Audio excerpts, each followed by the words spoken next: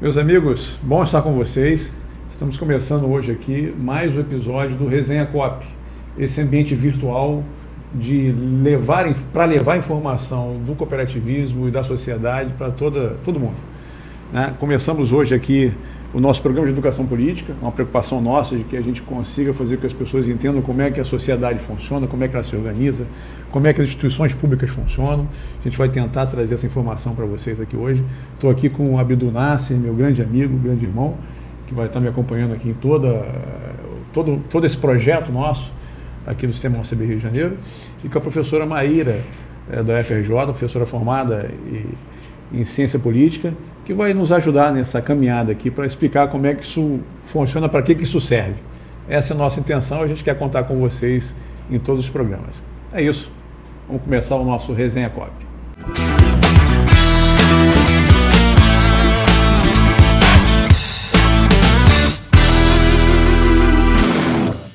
Começando aqui hoje, discutindo organização política, discutindo sociedade, discutindo governo, discutindo para que serve um vereador, para que serve um deputado, para que serve o judiciário, para que essas coisas servem na nossa vida. Então, começamos hoje aqui esse programa de educação política e a ideia é muito simples, mostrar como funciona. Está aqui comigo a Abdu Nasser, está aqui comigo a professora Maíra e a gente vai bater um papo muito aberto de como é que isso influencia a nossa vida, como é que essas instituições decidem o nosso dia a dia e como é que a gente faz para, inclusive, influenciá-las, para que a gente tenha uma sociedade mais justa, um mundo melhor. Acho que esse é o objetivo de todo mundo que está nos assistindo aqui. Vou passar aqui para o Abdu fazer a apresentação, porque, afinal, hoje é o primeiro programa, né? Primeiro programa, depois passo a você, Maíra. Depois a gente já entra no bate-papo aí, bem descontraído, se possível. Abdu? Bom, é isso, a gente inicia no formato de podcast, é só um bate-papo. A ideia é que a gente pergunte até para autoridades que a gente vai trazer aqui aquilo que você quer perguntar e às vezes não tem essa oportunidade, né? Apesar de ser ou seguir um processo ali pedagógico, ter toda uma abordagem que vai passar por toda a estrutura do poder público, né? A ideia é que a gente tenha um papo mais descontraído. E como a gente não é bobo nem nada, a gente convidou a professora Maíra para a gente recorrer aos universitários sempre que a coisa apertar não, um pouquinho. Os universitários, dessa né? vez é os professores. Professores. Né?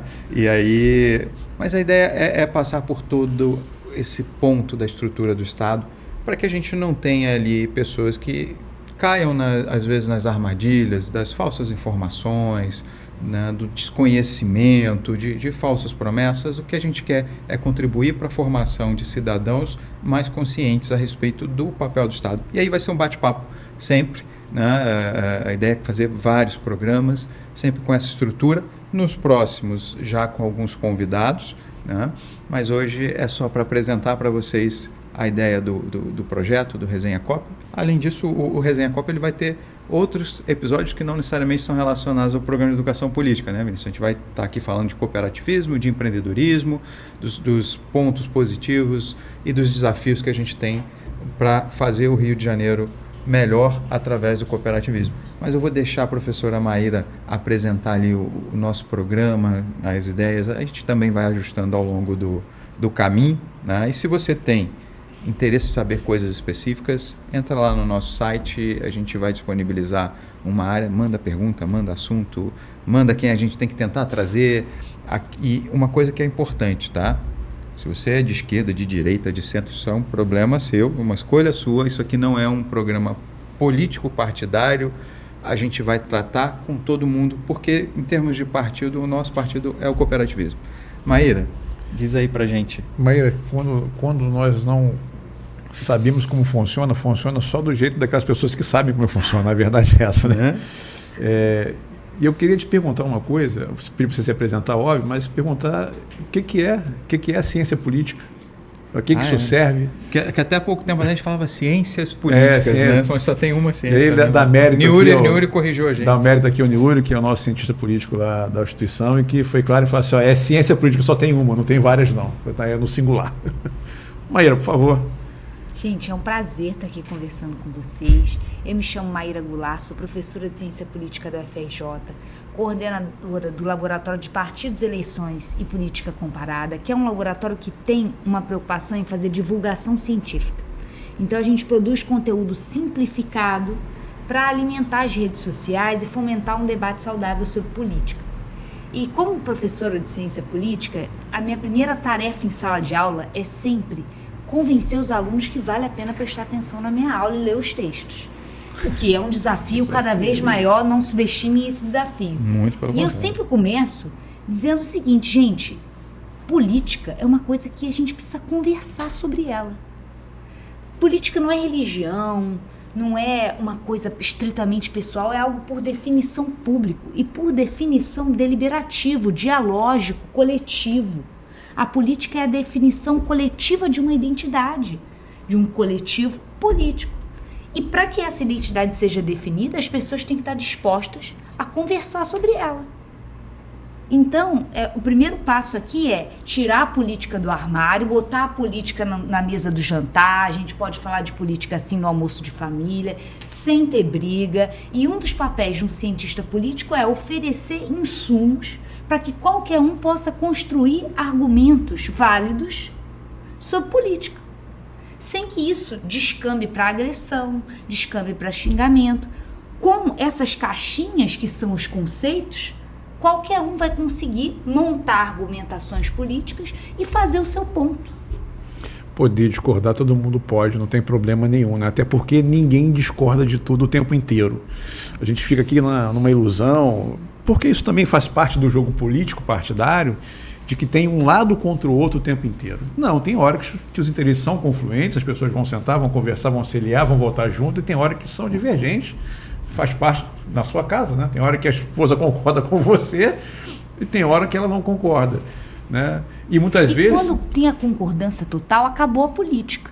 Sim. Esse platô em que todo mundo concorda, em que não tem dissenso, que não tem ponta para parar, que não tem decisão para tomar, é o fim da política.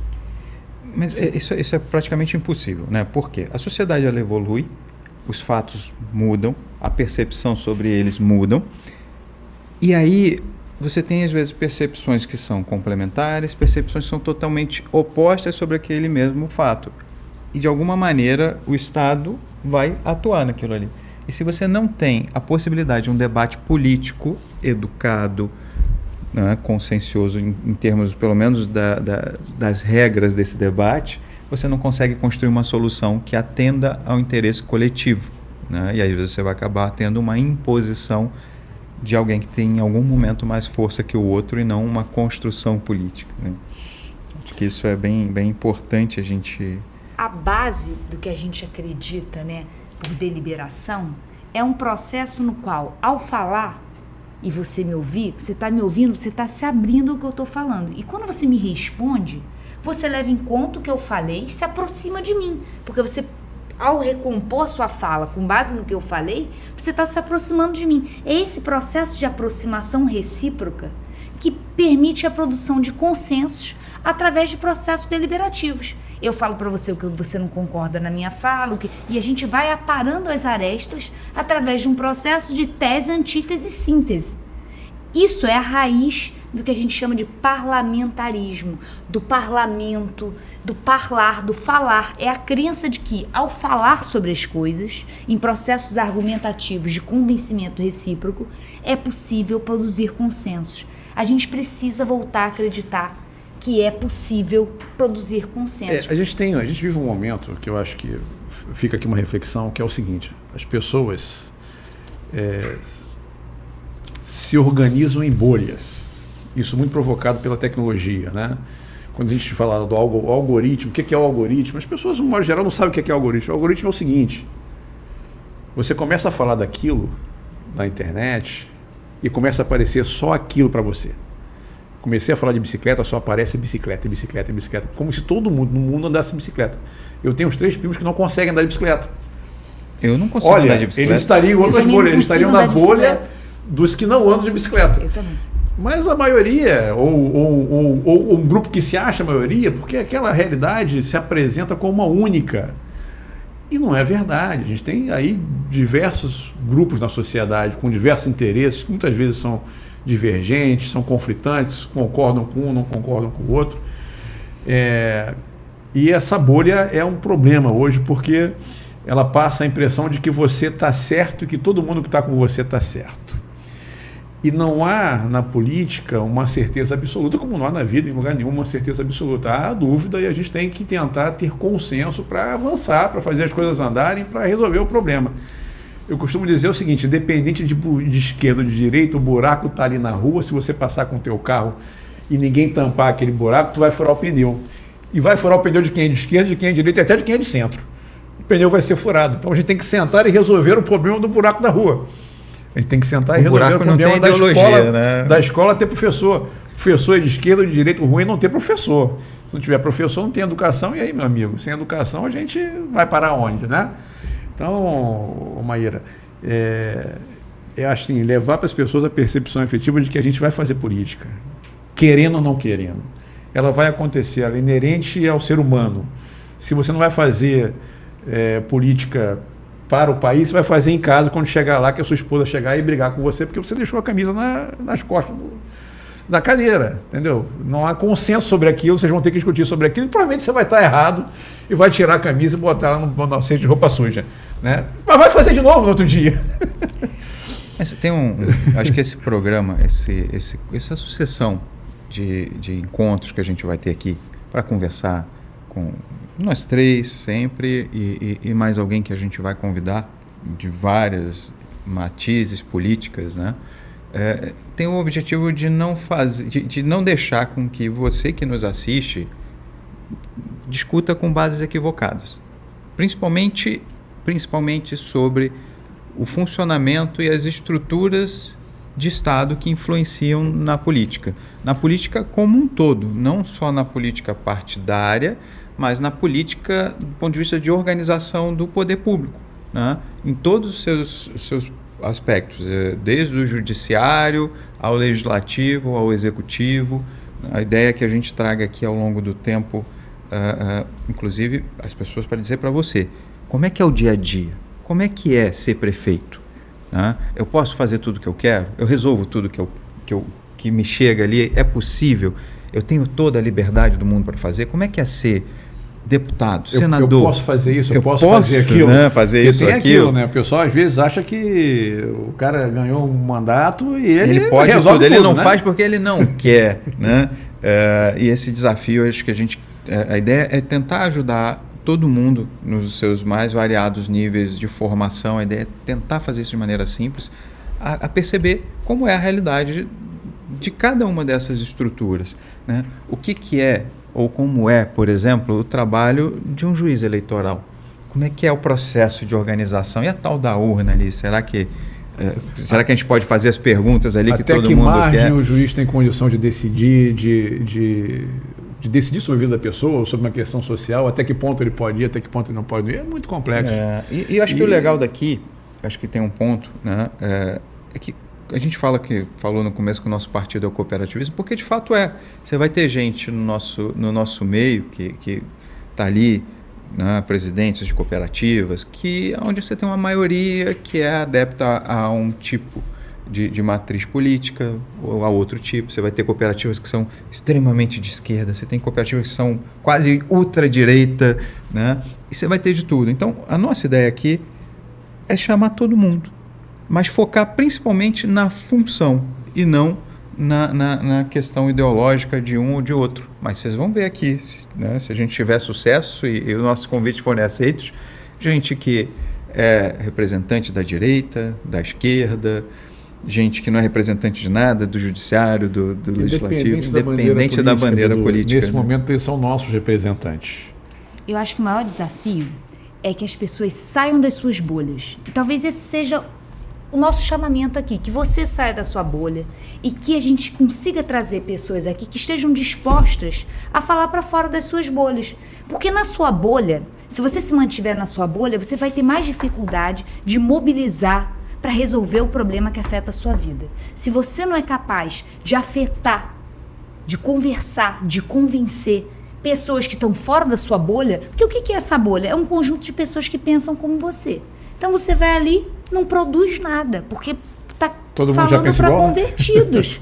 Né? Para você ser capaz de falar com pessoas que não pensam como você precisa sair da sua bolha. Muitas vezes eu estou em sala de aula e o aluno, mas eu estou constrangido porque eu não concordo com você, ou eu falei, eu não sei se eu falo porque eu falo assim, olha, eu adoro quando não concordam comigo. É quando não concordam comigo que eu posso exercer meu papel de professora. E o meu papel é qual? Oferecer para você que concorda ou não comigo estruturas, conceitos, informações para que você possa fazer o seu argumento, não o meu, de uma maneira melhor. Esse conhecimento sobre a política, ele empodera. A gente está falando sobre novas tecnologias, né? Tem esse lado ruim da construção de bolha, não de construir, porque bolhas sempre existiram, as pessoas sempre andaram nos seus grupinhos. Só está mais rápido, né, Mayara? Está mais rápido e maior, as pessoas estão mais blindadas. Você consegue se informar, né, sem jamais ter acesso a uma informação diferente daquilo que você pensa. Mas as novas tecnologias, elas não são só isso. Elas também são formas de empoderamento do cidadão comum. Existem inúmeras ferramentas digitais de participação, ferramentas digitais de envolvimento na política, de deliberação, de produção de consenso, de trabalho.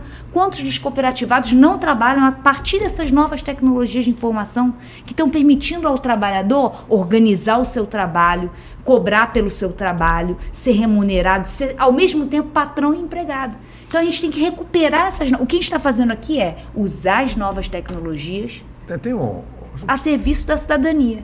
Tem um fenômeno que é o seguinte, assim, eu acho que a ida da nossa capital para Brasília, de certa forma, isolou a classe política que troca a nação do embate mais próximo aos cidadãos, né, que estavam aqui, principalmente no Centro-Sul, né? E eu acho que a internet, de certa forma, as tecnologias está estreitando essa distância, né? Tá batendo na porta, tá tocando no celular, tá vibrando na mesa do representante. E nesse ponto as tecnologias realmente elas acabam trazendo a pessoa de certa forma para a política. Agora, o nosso papel é mostrar que a coisa é bem mais ampla, né? Tem um aspecto interessante sobre a percepção dos fatos como eles são, né? Quando você está aí acompanhando a gente, provavelmente você está vendo as costas do meu microfone. E o Vinícius ali, eu olhando para ele também, estou vendo as costas do microfone dele. Talvez quem esteja na câmera que o Vinícius está de frente, consiga ver a frente do meu microfone. É o mesmo tipo de microfone, mas a minha percepção em relação ao que tem no microfone dele é diferente. Então, aqui eu tenho, por exemplo, um botãozinho que tem o volume, pode ou não estar no mesmo lugar. Olha, eu não tinha nem visto isso, não. Vai ver que você Pois chamou minha atenção.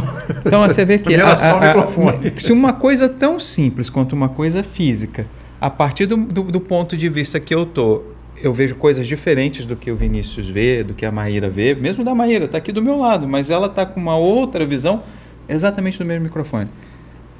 Agora, o que a gente tem que ter de comum? É o microfone, é do mesmo tipo.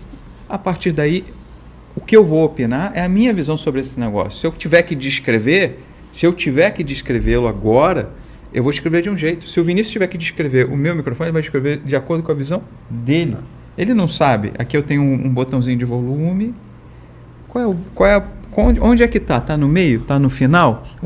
O seu pode estar no meio, o seu pode estar no final. Eu acredito que eles compraram tudo junto. Mas há um desafio.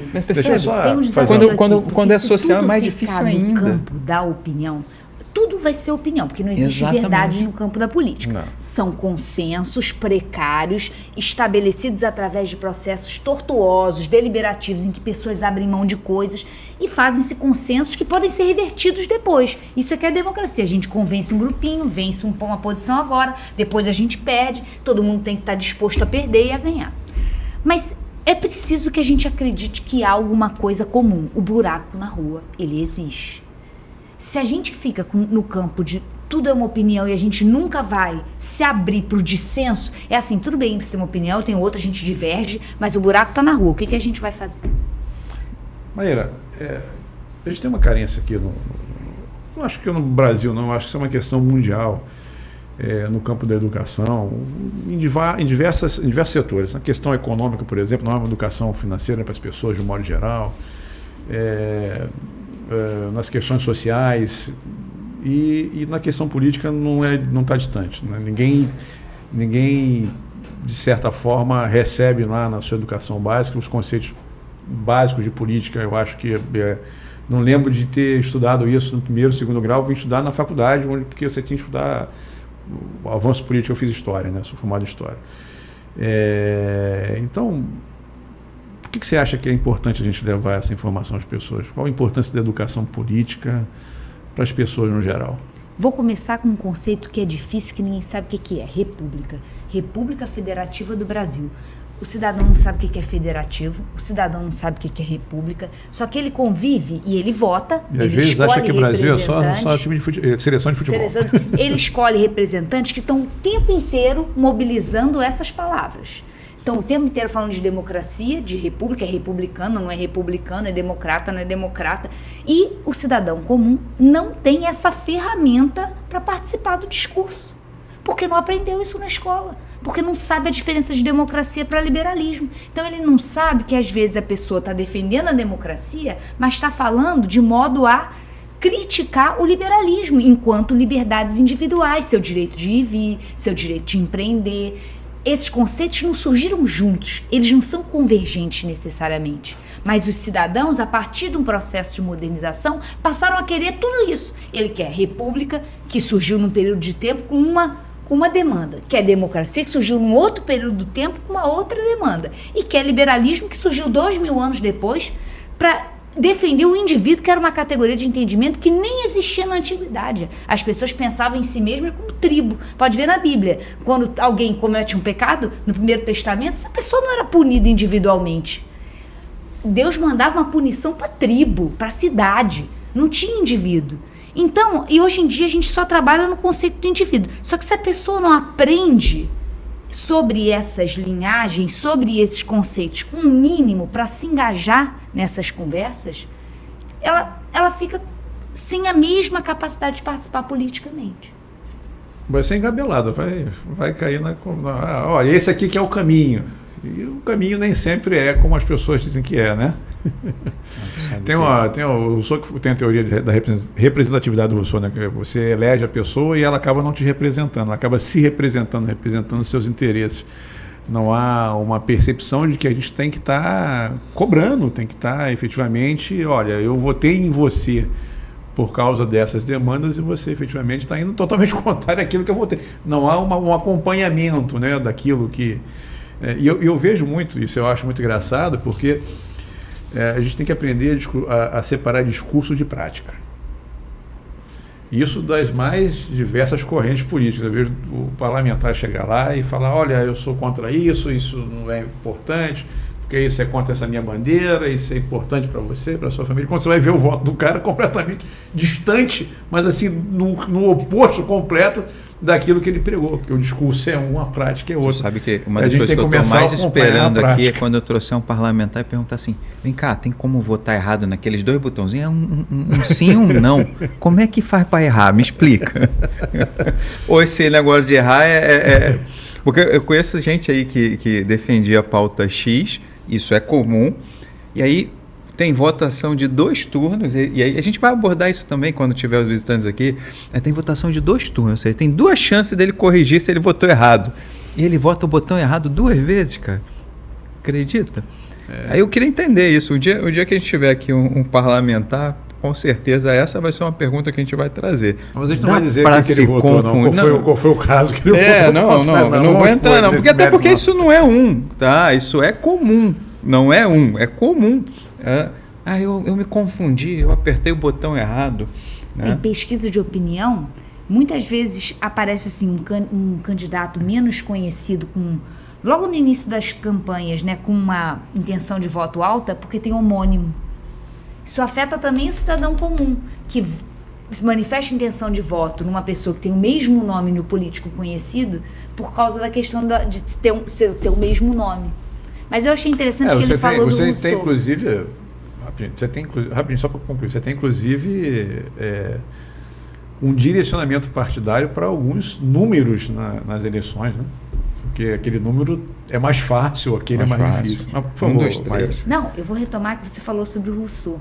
E o Rousseau tem um argumento contra a representação, porque ele vai dizer o seguinte: a vontade geral não se representa. Ela só pode ser manifestada pela assembleia dos cidadãos reunidos periodicamente para deliberar sobre a gestão coletiva das coisas. Esse é o posicionamento do Rousseau. Mas, para participar dessas assembleias, os cidadãos precisam ser capazes de deixar de lado seus caprichos privados e pensar no que é o bem comum, o bem para aquela coletividade. Eu acho esse argumento interessante porque, chama atenção para a responsabilidade do cidadão de participar periodicamente, não querer delegar essa responsabilidade, e 2, dizer o seguinte: olha, você não pode ser um crápula e achar que a democracia, todo mundo ser egoísta, não conseguir pensar na coletividade e achar que isso não vai ter consequência para a coletividade. Sim, resumindo, eu não fui votar, eu não quero saber mais disso. Eu não vou, não me meto mais. Pô, quem não vai votar e quem não se mete mais também não tem o direito de reclamar, porque delegou aos outros a escolha. Olha, e aí dentro dessa jornada que a gente vai fazer, também vai ter um momento em que a gente vai falar o como, porque é difícil também, sabe? Você parar para pensar, às vezes a gente fica nessa... Isso é muito comum. Não, você tem que fiscalizar em quem você votou. E como é que faz isso? Porque a gente partir do pressuposto que as pessoas sabem.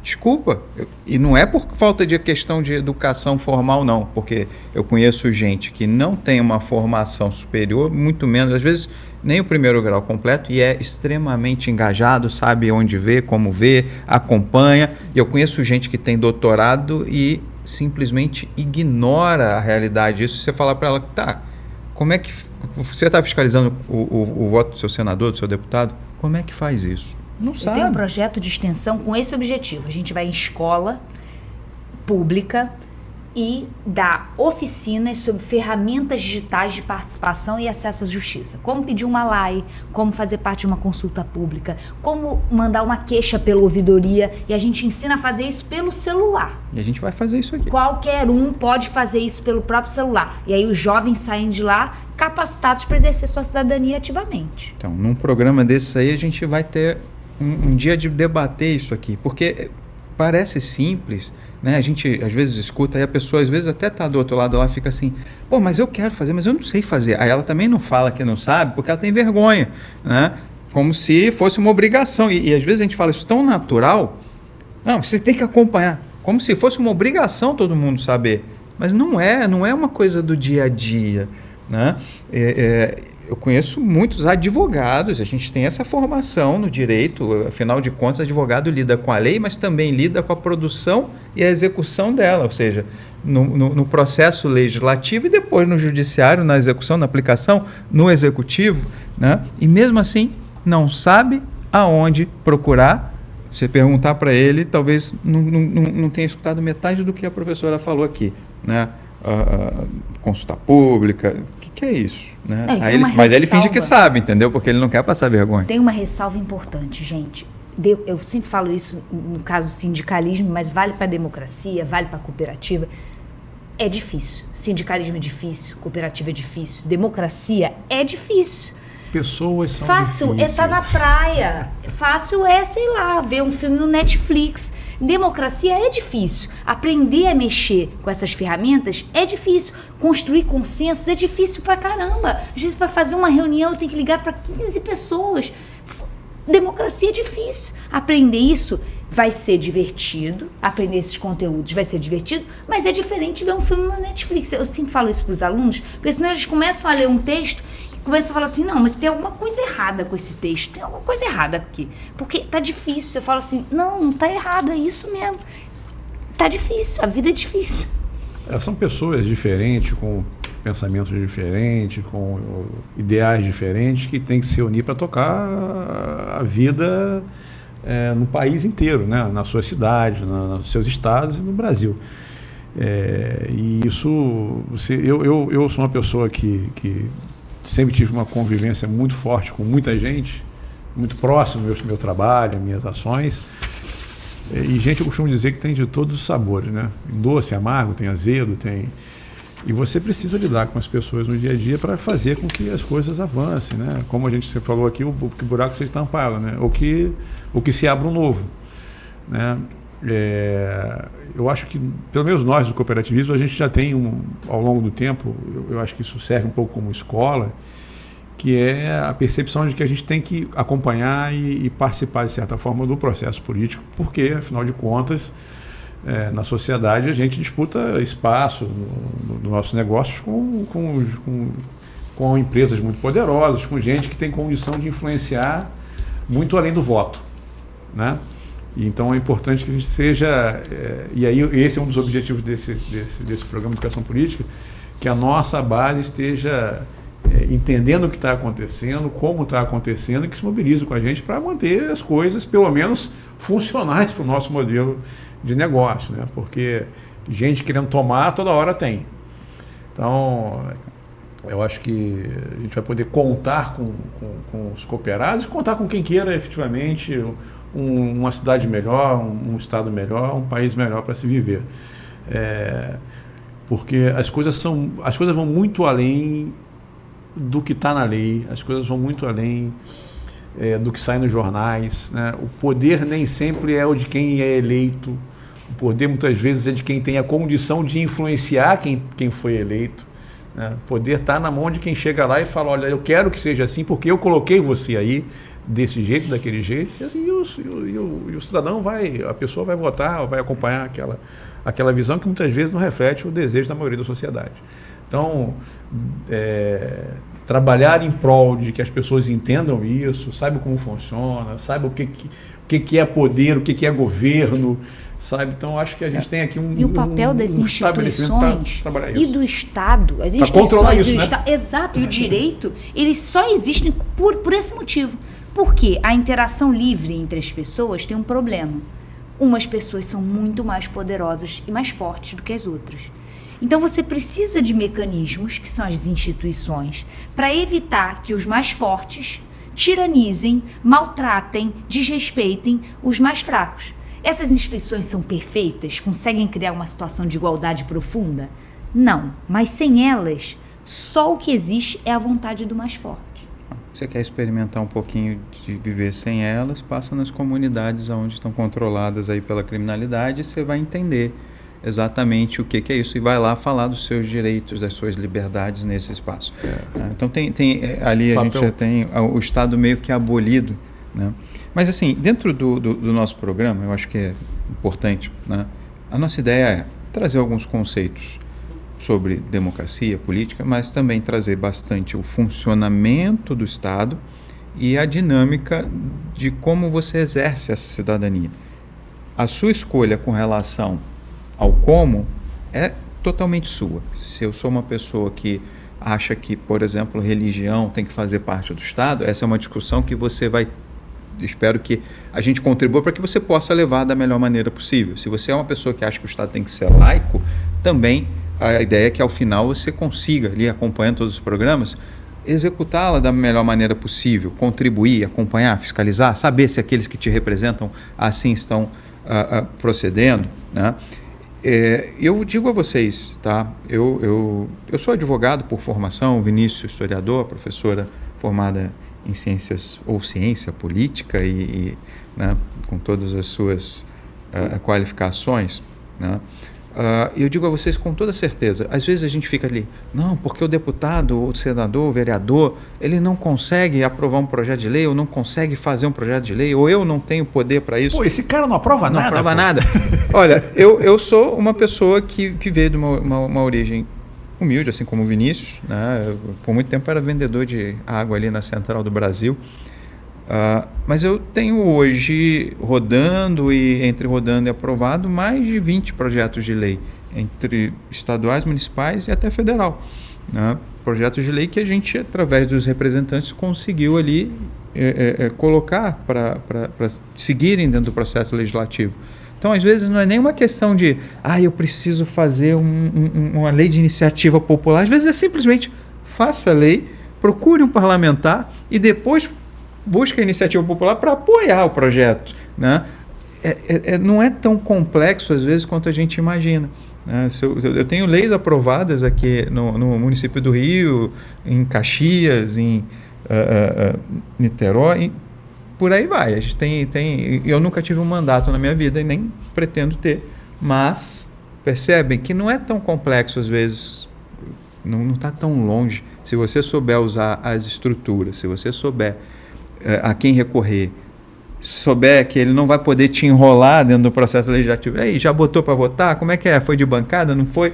Isso são coisas que a gente pretende responder, né, do nosso jeitinho aqui de bate-papo ao longo desses programas. Eu acho que isso também faz muita diferença, né, Maíra?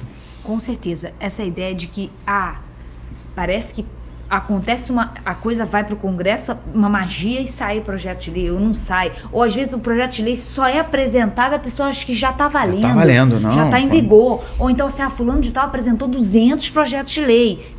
É efetividade nenhuma, né? Porque o importante é aprovar, e uma vez aprovar, sancionar, e uma vez sancionar, fazer cumprir. O cidadão não descansa, gente. Cidadania não é descansar, não é churrasco. Eu devo dizer o seguinte, a percepção que eu tenho no dia a dia aqui, o nosso problema não é a falta de lei. O nosso problema é o respeito a ela e a percepção clara de que se você não cumprir a lei, você está errado, você está sujeito a ser cobrado, uma hora ou outra, né?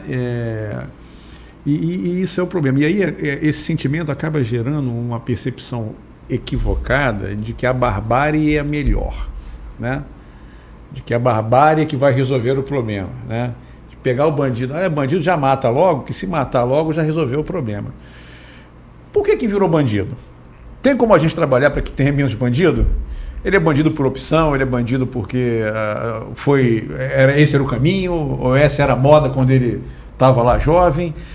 Esse tipo de coisa quem tem que resolver, né?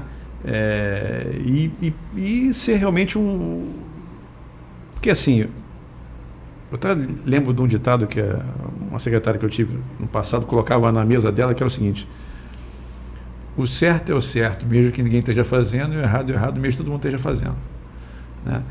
E a gente tem na nossa sociedade hoje, eu acho que isso vai muito mais profundo do que parece, que é a dissonância entre as pessoas, né?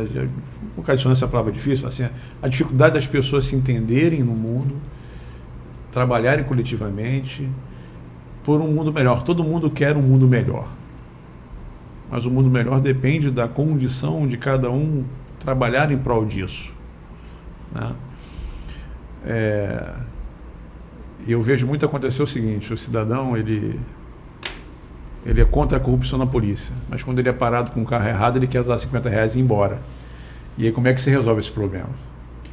Esse problema não tem. Se ele não tiver a consciência de que é melhor ele consertar o carro e cobrar que o policial cobre de todo mundo que está com o carro errado que antes com o carro certo, do que ele querer dar o dinheiro e ir embora, porque dar o dinheiro e ir embora resolve o problema ali naquele momento, mas cria no policial o hábito de que receber o dinheiro lá é melhor do que fazer cumprir a lei. Mas Vinícius, você trouxe um ponto bom, que é essa percepção de que é melhor não ter regra nenhuma, é melhor não ter Estado, é melhor deixar a vontade do mais forte. Tem um autor que no início da modernidade criou um cenário hipotético, que era esse, o chamado estado de natureza. Um estado no qual não existe nenhuma regra, nenhuma moralidade. Não tem bem, mal, certo, errado, não tem nada. Qual foi a consequência do estado de natureza? Não tinha trabalho, não tinha agricultura, não tinha comércio. Por quê nessa situação hipotética? Porque para que você vai trabalhar se a qualquer momento alguém pode ir lá e tomar o que é seu? Por que você vai plantar se a qualquer momento alguém vai lá e pega o seu celeiro com o resultado da sua plantação? E, uma vez que os homens são racionais, esse é o argumento do Hobbes, né? Os homens não vão tolerar viver nesse estado de tamanha precariedade, porque a vida no estado de natureza é uma vida marcada pelo medo da morte violenta. E é por não suportarem conviver com o medo constante da morte violenta que os indivíduos topam uma coisa que não é maravilhosa, que é criar uma instituição soberana. Uma instituição capaz de fazer que os pactos sejam cumpridos. Esse é o objetivo social do Leviatã, do contrato social. Você sabe que na prática a gente tem isso, vivenciando isso, é um problema do Brasil, acho que todo mundo concorda. E aí é uma pergunta simples: por que no Quênia a corrida é aquilo que mais mobiliza e lá se descobre muitos talentos na corrida? Porque o ambiente permite, com bons exemplos, que se sonhe com aquilo, que se vislumbre aquilo como uma possibilidade. Porque por muito tempo o Brasil foi o país do futebol. Quando eu era criança, quando você era criança, qualquer bairro tinha um campinho, nem que seja aquele campinho bem mequetrefe, cheio de lama e buraco. Mas tinha. Eu era muito ruim de bola, então. Não, eu era ruim de bola. Mas eu gosto de futebol, eu gosto de futebol. Eu não jogo bola, mas percebe que até ali a gente tinha produção de muitos talentos, porque aquilo ali era o sonho possível. Quando você tem um estado de natureza posto em alguns casos, né, e aí a importância de entender o estado, hoje a gente inclusive tem algumas correntes de pensamento desafiando o próprio estado, de que ele não deve existir, de que ele deve ser o mínimo do mínimo do mínimo, e talvez em alguns aspectos estejam certos, eu não vou entrar no mérito disso, mas quando a gente tem isso, e quando a gente traz isso, por exemplo, para uma realidade de algumas comunidades do Brasil, e isso não é exclusividade do Rio, né? Óbvio que o Rio é o que mais tem os seus exemplos ali, o que aquelas pessoas podem sonhar, ou que tem de grandes exemplos de, olha, se eu fizer isso eu sou bem sucedido, para que eu vou trabalhar, para que eu vou me esforçar, se alguém vai tomar de mim, se eu não terei ali, se eu não nasci no asfalto, se eu não nasci numa boa condição. Isso aqui é a minha realidade. Então essa minha realidade próxima de um estado de natureza hoje, né, acaba me impondo a enxergar a política como um desperdício, o Estado como algo a ser abolido, porque o mais forte pode tomar dos mais fracos aquilo que bem entender. Essa é a realidade que está se estabelecendo, inclusive. Se a gente não tiver uma retomada da crença nas regras sociais, independente das discussões ali de para que lado vai, né, talvez a gente chegue bem próximo aí nos próximos tempos de um estado de natureza, em alguns aspectos. Em algumas regiões ele já até existe, né? Exato, eu acho que o balanço aqui da nossa função, pelo menos da minha função, é dizer o seguinte: olha, a política importa, porque a política é o que separa a gente da barbárie, da violência, é canalizando o conflito para as instituições que ele não eclode sob a forma de violência. Por isso que a gente precisa das instituições, por isso que a gente precisa do direito, do Estado de Direito, dos direitos individuais, dos direitos civis. A gente não entende para que isso serve até o momento que você sofre uma violência e quer ter alguém para reclamar. Você quer um sistema judicial para poder reclamar. Você pode reclamar politicamente também através do voto, através de um acionamento do vereador, mas isso só é possível porque existem instituições, existem regras. Então, a primeira coisa é defender a existência desse ambiente político, no qual as divergências são canalizadas institucionalmente, em que a gente pode discordar e continuar convivendo no ambiente democrático. Discordar é positivo, gera esforço de argumentação. E o que a gente vai fazer aqui é, melhorar a sua argumentação, oferecendo para vocês insumos, conceitos, ideias, teorias que podem ser utilizadas para melhorar a sua argumentação, independente do que você quer defender. Mas, acima de tudo, dizer, importa. Conversar com aquele que não concorda com você, importa, faz diferença. Participar é importante, né? Você tem uma massa de brasileiros, principalmente aqui no Rio de Janeiro hoje, que até pela realidade da vida que enfrentam, de que o Estado ele não existe, né? Ou ele não é percebido ali naquele local e tal. E que, na verdade, traz descrença de que trabalhar a política, trabalhar pela mudança é um esforço em vão, em glória, né? Primeiro, eu vou dizer para você que o Estado funciona. Ele pode não funcionar para você, mas ele funciona. Para alguém ele está funcionando bem. Ele sempre funciona para alguém, né? Geralmente para quem tem a condição de influenciar ele, né? As decisões que vão ser tomadas em prol daquele grupo político, daquele setor, efetivamente. Então, ter a percepção de que seu voto pode mudar essa realidade, de que a sua participação pode mudar essa realidade. Ter a percepção de que não participar dá a esse que tem a condição de influenciar hoje, fazer com que o Estado, não é o Estado do Rio de Janeiro, é o Estado, toda a construção que a gente tem aí, né? Os poderes, o poder político, o poder policial, as instituições, as pessoas que têm a capacidade de influenciar, de que os interesses delas vão à frente em detrimento dos seus. Então, assim, ter essa consciência é importante. A gente sempre reclama muito de educação, né? Falta educação, e falta mesmo. Mas falta por quê?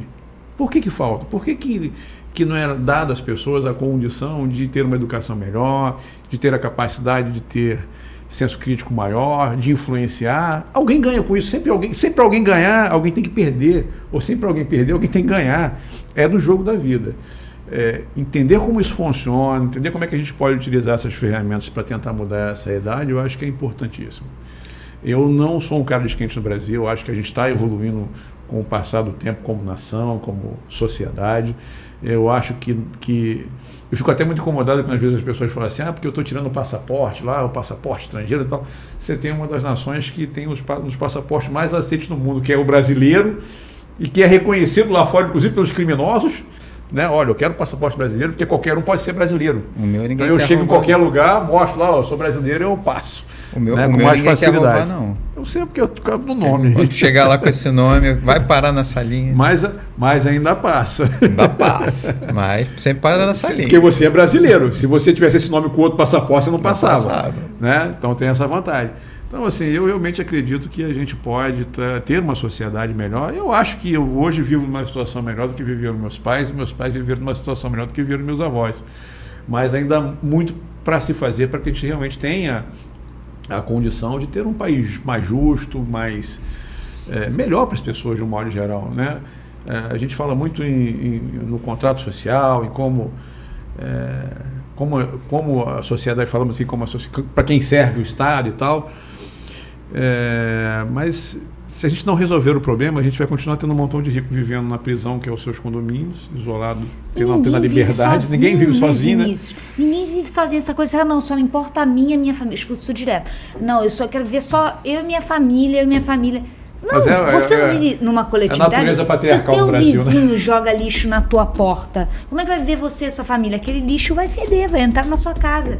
Quando você for levar seu filho na escola... Você produz toda a comida que você come, você produz os móveis, a energia para na sua... Te juro que se as pessoas se reunissem, pegassem todo aquele lixo e jogassem na porta de quem tinha a obrigação de catar, a pessoa ia pensar duas vezes antes de não catar o lixo, não trabalhar. Mas eu acho que assim, o que fica de hoje aqui desse papo, né, é convidar todo mundo a seguir aí o nosso podcast, seguir, né, o nosso Resenha COP, acompanhar o desenvolvimento disso, que a gente quer que você não seja engambelado. Se você quiser ser engambelado, pelo menos você vai ser conscientemente sabendo que, olha, cada um tem esta função. Ele me enganou, mas eu gosto dele. Me engana que eu gosto, né? Tá tudo bem também, faz parte da política. Você quer ser assim, é um direito seu.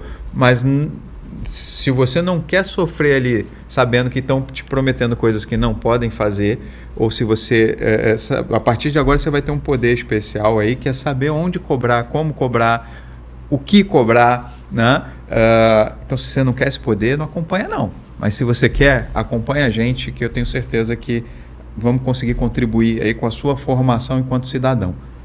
As escolhas que você vai fazer com isso são suas. Não é aqui o nosso papel dizer escolha isso, escolha aquilo. Talvez a gente vai dizer só, escolha o cooperativismo aí no meio dessa história, porque, como a gente sempre diz, o nosso partido é o cooperativismo.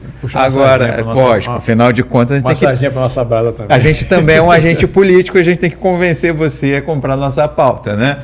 Mas, dentro do possível ali, a gente quer contribuir muito para que você entenda como funciona essa máquina maluca que manda na nossa vida em muitos aspectos, e faça ela um pouquinho menos máquina de moer gente e a gente consiga construir juntos um país melhor. Maíra, o nosso cientista político, Niuri, que está aqui nos acompanhando, acabou de falar assim, você tem um tempo aí que já está acabando. Tem que pedir o pessoal para se despedir aí e encerrar. Não acaba aqui, vão ter mais programas e eu espero que as pessoas venham aqui beber dessa água, entender como é que esse negócio funciona e sejam melhores. E aí, Maíra, eu pedi você para fazer as considerações finais. Maíra vai estar com a gente aqui acompanhando os episódios no que tange ao programa de educação política. O podcast não é só o programa de educação política. Não, vai falar ter outros assuntos. De cooperativismo, de empreendedorismo, um bocado de negócio. Coisa. Mas a gente não podia deixar de passar, e foi um trabalho que o Niuri se empenhou muito para desenvolver, que é ter esse programa para levar para os cooperativados, para a sociedade no geral, o que é esse negócio de política, para que esse negócio serve. Então, a Maíra vai estar acompanhando a gente aqui nesses episódios do programa Educação Política. Acho que deixa sempre aí nos comentários os assuntos que você quer ver, quem que a gente tem que tentar trazer. Vou prometer, né? A gente vai convidar. Se a pessoa vem ou não, depende inclusive da sua audiência, né? Do seu compartilhamento. Mas deixa aí nos comentários, vai dando dica pra gente, porque a gente também está aprendendo a fazer esse negócio, né? Então, espero que cada vez mais a gente melhore com a contribuição de todo mundo. Bem, gente, quando me chamaram para participar, a primeira coisa que eu fui fazer é estudar o que é cooperativa, como é que é o sistema cooperativo. E o que eu tenho para dizer é o seguinte: se o cooperativismo é um partido, já ganhou meu voto. Porque eu achei sensacional o quanto que esse sistema tem afinidade com o curso de formação política. Porque esse cidadão que faz parte de uma cooperativa, ele já está ativo. Ele já gere o seu próprio trabalho. Ele organiza coletivamente o trabalho e como gerir o produto do trabalho, que são os recursos. Então, são pessoas que já estão ativadas politicamente. E só precisa transbordar para ela perceber que isso é a sociedade. A sociedade produz um conjunto de coisas, são produções coletivas, e nós precisamos decidir para onde vai esse recurso, que é arrecadado através de tributos, que forma o PIB. A política é isso, é decidir para onde devem ir esses recursos. E o cooperativado já faz isso, ele faz a autogestão dos recursos produzidos coletivamente. Eu gosto de dizer sempre o seguinte, né? Quando a gente entra nessas pautas aí, posso dizer que o cooperativismo é um socialismo de direita ou um capitalismo de esquerda. Você pode escolher, mas ele cabe para todo mundo. Cabe para todo mundo. Pessoal, é isso. Agradecer a todo mundo que está assistindo aí. A gente conta com vocês aí nessa caminhada. Agradecer a você, Maíra. A Bidu está com a gente aqui. É um grande pensador do cooperativismo, então vai ser muito bacana esse bate-papo daqui para frente. Obrigado mesmo, e a gente conta com vocês aí assistindo a gente, para que a gente consiga realmente movimentar todo mundo em prol de um mundo melhor, um Brasil melhor, um Rio de Janeiro melhor, uma cidade melhor, para que a gente coopere mais. Esse é o nosso lema. Nosso propósito é mudar o Rio de Janeiro para melhor através do cooperativismo. E a gente vai conseguir isso com todo mundo junto aí e todo mundo preparado para enfrentar os desafios que a gente tem pela frente. É isso. Obrigadão, pessoal. Então, tchau, até o próximo.